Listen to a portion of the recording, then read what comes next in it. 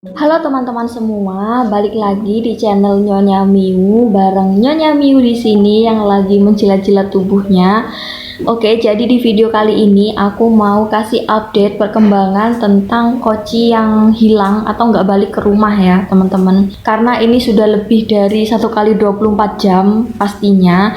Dan di video kemarin di penutupan aku bilang kalau misalkan 1 kali 24 jam Koci itu nggak ketemu, aku harus menghubungi animal komunikator. Kenapa? Karena Koci itu adalah tipe kucing rumahan ya teman-teman, yang nggak pernah main jauh sebelumnya. Jadi ketika dia nggak pulang, jelas seisi rumah satu keluarga pada bingung nyariin dia. Karena takutnya kucing rumahan yang tiba-tiba lepas gitu, kayak takut terjadi apa-apa, kan nggak tahu dunia luar. Dan dia juga nggak punya keterampilan untuk berantem ya teman-teman. Kan kalau kayak Meng itu dia udah terampil banget buat berantem, tapi Koci ini nggak ada. Jadi aku sudah menghubungi salah satu animal komunikator yang ada di Instagram atas rekomendasi dari teman-teman Nyonya Miu, followers Nyonya Miu. Dan karena aku sudah kalut gitu ya pada waktu itu, jadi aku langsung nge-DM animal komunikatornya untuk booking slot. Dan untuk booking slot tarifnya untuk hewan hilang itu Rp200.000 untuk 6 pertanyaan. Jadi aku langsung iyain aja dan paginya langsung aku transfer setelah aku dapat slot ya teman-teman. Nah, kemudian tidak lama dari aku transfer uang ke animal komunikatornya, tarifnya gitu ya, nggak lama setelah aku transfer tarifnya, 1 atau 2 jam kemudian hasil linkingnya itu udah keluar. Dan dari hasil linking tersebut, Koci itu bilang kalau sebenarnya dia itu nggak terlalu jauh dari rumah, dan dia sekarang itu sedang ada di satu rumah yang mana rumahnya itu ada terasnya. Nah, di rumah yang punya teras itu ada orang yang selalu kasih dia makan teman-teman. Jadi selama dia nggak pulang di rumah, dia nggak khawatir masalah makan karena ada orang yang kasih dia makan.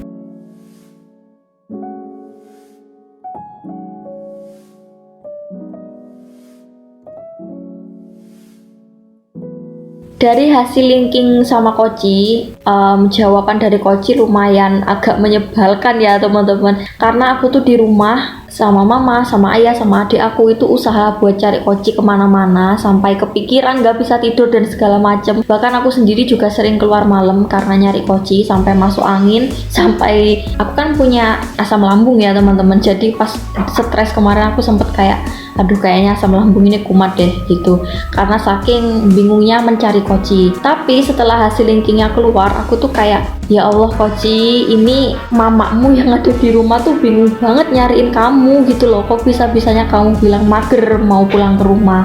Nah, meskipun demikian, meskipun Kocinya sendiri itu belum pingin pulang ke rumah, tapi aku sebagai owner tetap cari dia, tetap usaha buat keliling-liling gang sini, gang sebelah. Aku tetap cari dia, aku tetap ikhtiar, tetap usaha buat cariin dia.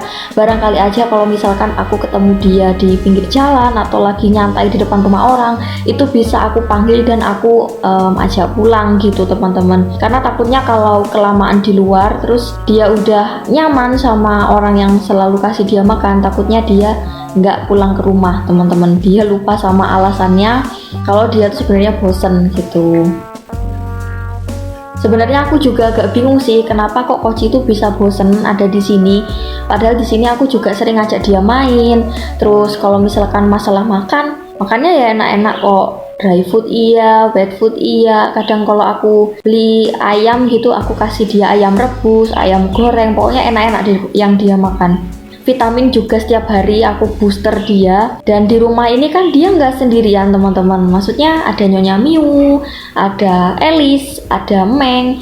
Dan baik Nyonya Miu, Meng dan Elis ini biasanya emang dia jahilin, bisa dia ajak main gitu. Nah tapi kenapa kok bisa-bisanya dia bilang bosan ada di rumah padahal dia punya banyak temen gitu loh. Tapi ya nggak tahu sih, kan bisa jadi karena mungkin dia mau cari suasana baru atau gimana, nggak tahu. Pokoknya untuk saat ini yang bisa aku lakukan adalah berusaha ikhtiar tetap cari dia, terus tetap berdoa kata animal komunikatornya, aku disuruh banyak-banyak berdoa, banyak-banyak istighfar, dan banyak-banyak sholawat. Itu tuh biar jadi pintu pembuka untuk kemudahan gitu sih teman-teman. Nah, karena animal komunikatornya tuh juga bilang clue dari tempat kemarin Koci itu berada adalah di sebuah rumah yang ada terasnya. Jadi kemarin itu aku langsung OTW cari rumah yang ada terasnya. Setelah hasilnya keluar, aku langsung OTW menyusuri jalan-jalan yang rumahnya tuh ada terasnya gitu. Nah, kalau udah ngelihat rumah yang ada terasnya itu biasanya aku kayak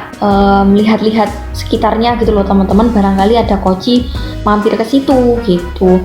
Emang agak susah sih nyari kucing yang keliaran gitu kan. Pastinya dia nggak stay di situ terus gitu, pasti dia jalan-jalan kemana gitu. Dan orang yang punya rumah yang ada terasnya itu juga banyak banget. Jadi emang harus setiap rumah itu emang harus diperiksa teman-teman, karena kita nggak bisa menutup segala kemungkinan kalau misalkan kasus kucing hilang kayak gini ya. Nah, sebenarnya Koci itu bukan tersesat, tapi dia itu awalnya cuman kayak jalan-jalan aja gitu. Dan Mbak Ankomnya juga bilang kalau sebenarnya dia itu datang sendiri ke rumah warga. Jadi bukan ada warga yang nangkep dia atau gimana gitu, enggak, tapi dia datang sendiri. Mungkin karena dia lapar ya teman-teman. Padahal sebenarnya Koci itu adalah kucing yang sangat penakut. Lihat orang asing aja dia lari, apalagi lihat sesama kucing gitu, pasti dia lari. Kecuali kalau dia lihat Nyonya Miu ya, dia nggak bakal lari karena emang udah keluarganya gitu. Nah, maksud aku bikin konten seperti ini bukan untuk tambah-tambah jam tayang untuk monetisasi, bukan, tapi tujuannya adalah untuk barangkali kalau orang yang sering kasih makan Koci sekarang lagi nonton video ini dan video ini nggak sengaja lewat beranda YouTube-nya, barangkali ada itikat baik untuk menghubungi aku dan kasih tahu kalau Koci itu baik-baik aja dan mungkin aku disuruh jemput ke rumahnya gitu. Atau aku buat konten begini untuk menyiapkan kemungkinan terburuk ya teman-teman, karena akan selalu ada kemungkinan terburuk. Misalnya kalau suatu hari aku ketemu Koci lagi duduk di depan rumah orang, terus aku panggil Koci dan aku izin sama orang yang ada di rumah itu untuk bawa Koci pulang karena emang Koci kucingku, takutnya orang itu udah terlanjur sayang sama Koci dan dia nggak terima kalau misalnya Koci aku ambil kembali, atau dia nggak percaya kalau emang Koci itu kucingku.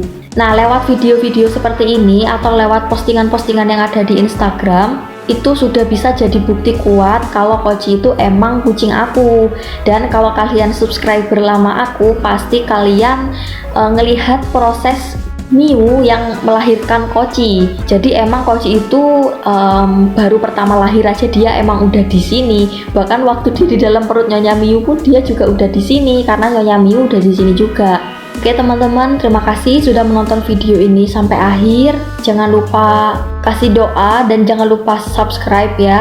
Karena aku tuh seneng banget kalau misalkan ada orang yang subscribe channel YouTube ini dan menjadi bagian dari keluarga Nyonya Miu. See you on my next video.